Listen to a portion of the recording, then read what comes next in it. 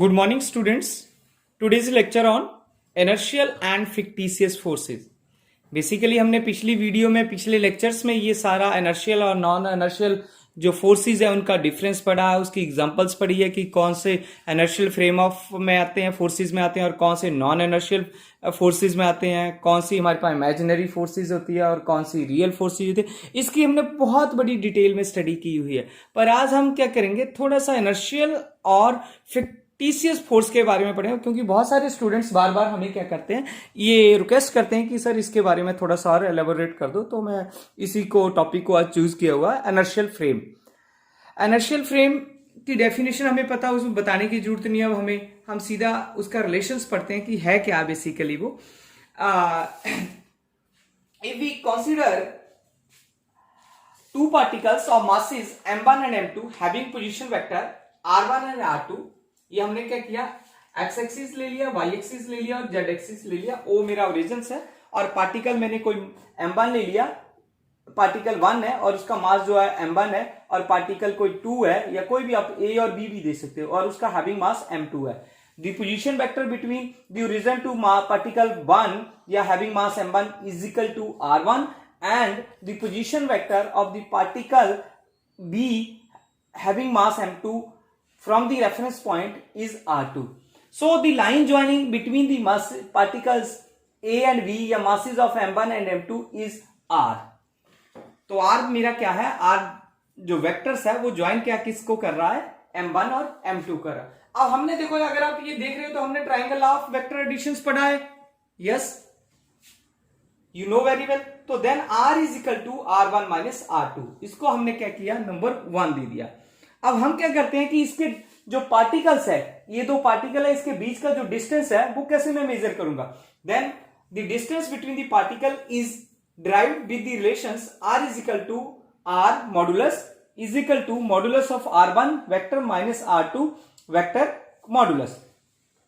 सो हमें पता है कि जो इनर्शियल जो ग्रेविटेशनल फोर्स है वो अंडर इनर्शियल फोर्सेस के अंडर आती है, ठीक है। तो gravitational force according to gravitational force क्या होता है, अकॉर्डिंग टू ग्रेविटेशनल फोर्स क्या है मेरे पास, या अकॉर्डिंग टू ग्रेविटेशनल लॉ क्या है मेरे पास, according to gravitational force on masses m1 and m2 due to m2 is F12 is equal to g m1 m2 upon r square. ये universal laws है, हमें सबको पता है, ठीक है। ये डिस्कस नहीं ज्यादा करेंगे हम लोग यहाँ कि g क्या है, m1 क्या है, m2 क्या है और r2 क्या है। g m1 m2 अपॉन, अब इसकी जो वैल्यू है मैंने r की वो यहां पुट कर दी है, r स्क्वायर है, तो हमने r1 vector minus r2 vector का मॉडुलस का स्क्वायर मैग्नीट्यूड वैल्यूज ली है। अब हम क्या बोल सकते हैं, देखो इसमें हमारे पास जो फोर्स आती है ग्रेविटेशनल फोर्स, वो क्या है, x ऑन ए पार्टिकल और मास m1 है। इट मीन्स दैट, इसका क्या मतलब है हमारे पास, it means that this force arise from the mutual influence या इंट्रैक्शन, म्यूचुअल इन्फ्लुएंस बोल दो या interaction between the two particles having masses m1 and m2।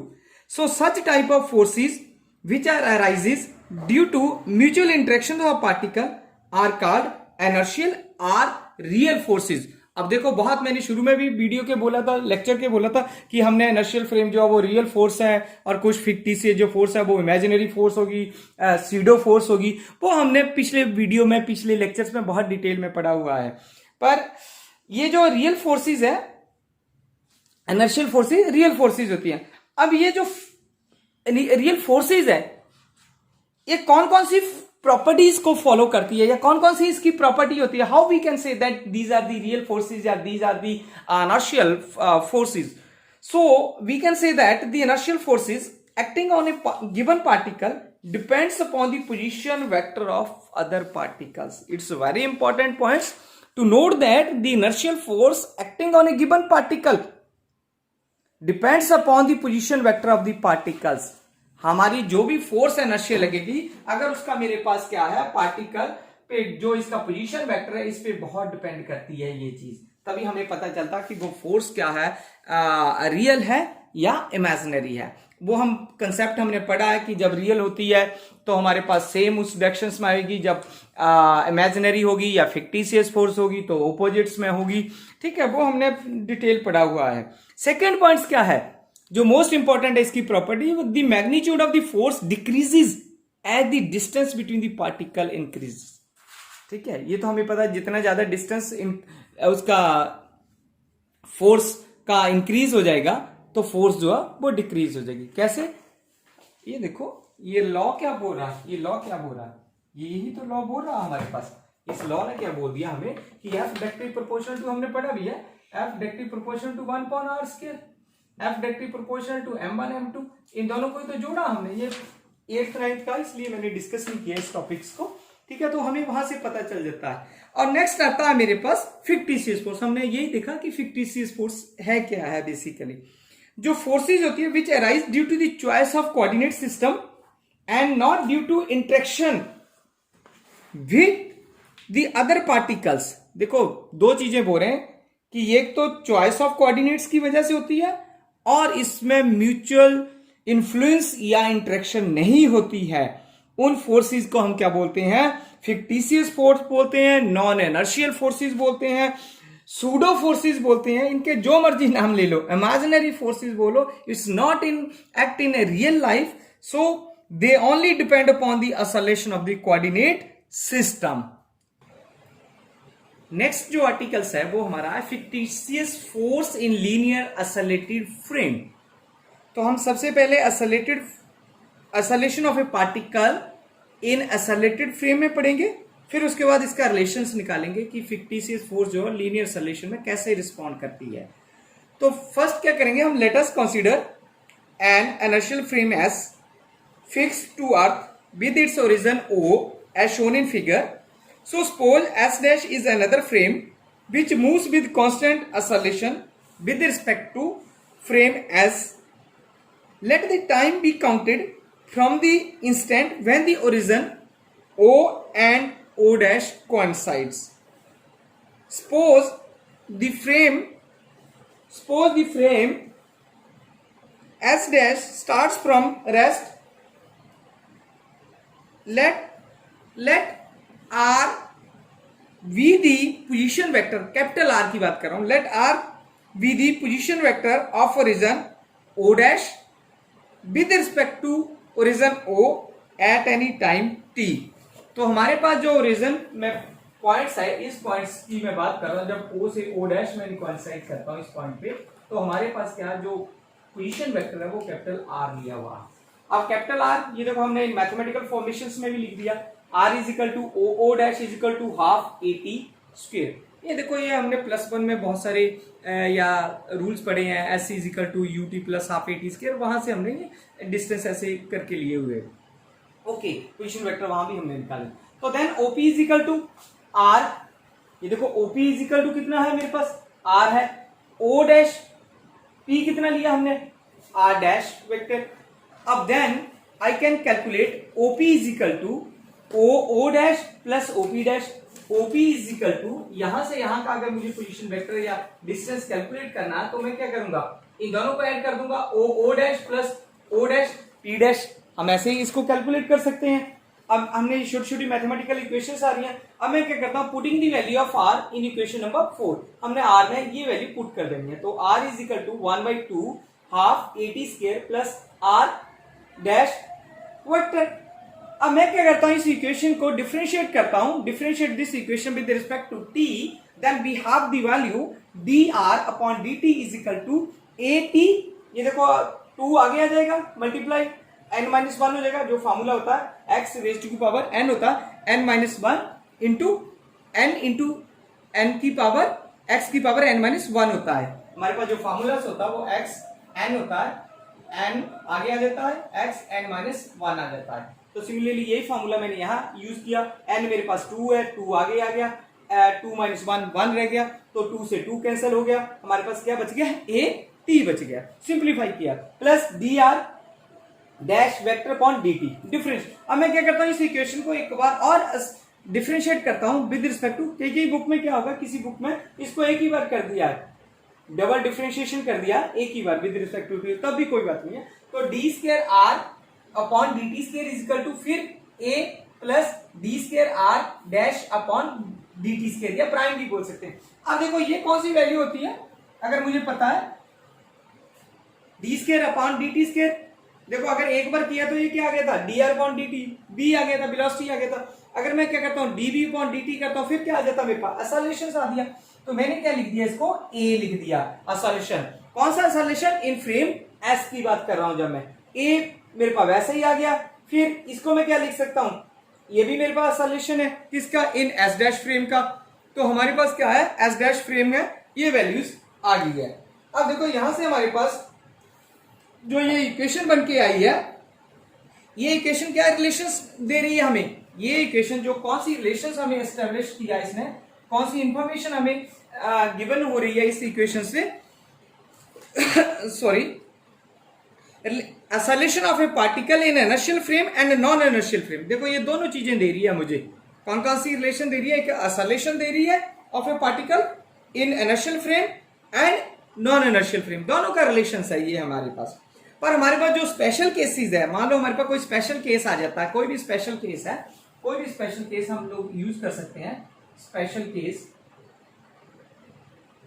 अब उस स्पेशल केस में क्या है मेरे पास? उस स्पेशल केस में हम लोग क्या करते हैं, सपोज मेरा जो फ्रेम एस डैश है इज नॉट असलेटिंग। मैं ये मान लेता हूं कि जो मेरा एस डैश फ्रेम है वो सलेट नहीं कर रहा। अगर वो सलेट नहीं कर रहा तो मेरे पास ए की वैल्यू कितनी हो जाएगी? 0। हम बोलते हैं ना कि S dash frame is moving with velocity constant velocity B, तो अगर dv upon dt कर लिया तो क्या आ जाता है मेरे पास? असलेशन आ जाएगा। तो स्पेशल केस में अगर मेरे पास असलेशन जो है, सपोज अगर जो inertial frame of reference S dash is not accelerating, then we can say that the value of a vector is equal to 0। अब इस इक्वेशन में आप वैल्यू पुट कर सकते हो, तो हमारे पास क्या वैल्यू आ जाएगी स्पेशल केस में? तो हमारे पास ये आ जाती है A S is equal to A S prime. ठीक है, वेक्टर फॉर्मेशंस में रहता है असलेशन, तो एस की और एस डैश फ्रेम में हमारे पास इस टाइप में वैल्यू आ जाती है, ऐसी फॉर्मेशन हो जाती है। पर मैं जब नॉन इनर्शियल की बात करता हूं, जब मैं क्या करता हूं नॉन इनर्शियल की बात करता हूं, क्योंकि हमें पता हमारी जो फिक्टिशियस फोर्स होती है वो किसमें एग्जिस्ट करती है? Non inertial frame of reference में एग्जिस्ट करती है। इनर्शियल फ्रेम ऑफ रेफरेंस में ओनली रियल फोर्स एग्जिस्ट करती है। ये ध्यान रखना, बहुत इंपॉर्टेंट पॉइंट है ये। जब नॉन इनर्शियल फोर्स होती है तो उसमें क्या होता है, सपोज हमारे पास क्या है, जो m है वो मास ऑफ द पार्टिकल्स है। अब मैं क्या करता हूँ, बोथ साइड्स इसको मल्टीप्लाई कर देता हूँ इस इक्वेशन के जो जनरल इक्वेशन निकल के आई है हमारे पास। This is equation number, suppose ये 5 थी मेरी, इस 5 में मैंने क्या किया, मल्टीप्लाई बाई m कर दिया, तो m into A S is equal to M A plus M A S prime से आ जाता है, यानी एस डैश फ्रेम की और एस फ्रेम की बात कर रहा हूं। अब उसमें हमारे पास क्या बन गया, मास इंटू एक्सेलरेशन क्या बन जाता है, फोर्स बन जाती है। तो force in S frame is equal to force plus force in S dash frame, जो फ्रेम हमारा मूविंग था with constant velocity.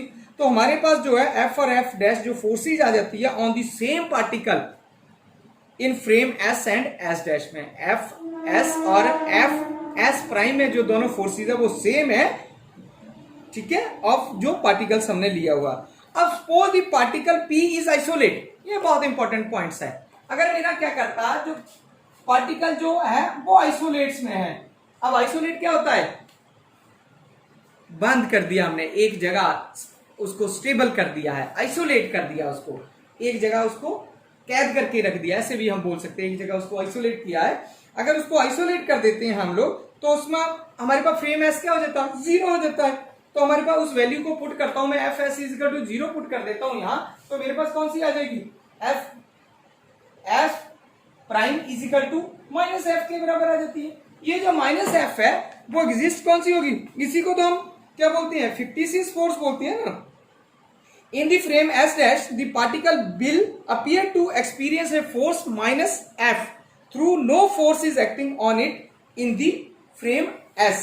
This force F is not due to interaction with other particle. मैंने पहले भी बोला कि जो नॉन इनर्शियल होते हैं वो इंटरेक्शन नहीं होती है उनमें म्यूचुअल इन्फ्लुएंस नहीं होता है।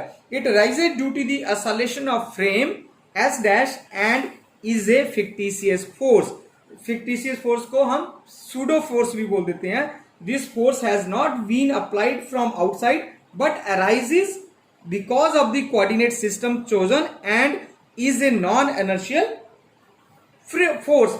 As the force there is nothing to distinguish between non inertial and inertial forces, both forces produce oscillation in a particle. If in any given problem we treat the non-inertial force as an applied force, then we can treat the coordinate system as inertial. So जैसे हमें example भी पता कि जो अर्थ होती है मेरी as an inertial non inertial frame होती है, हमें पता कि अर्थ हमारी क्या होती है, as a non inertial frame होती है। वो हम उसका एक मैथमेटिकल कैलकुलेशन है वो करते हैं, तो वहां से हम कैलकुलेट करके बताते हैं कि हमारे पास जो ए की वैल्यूज होती है वो इस रेंज में आती है, तो हम बोल देते हैं कि हमारा जो है earth as a non inertial frame होता है। Thank you.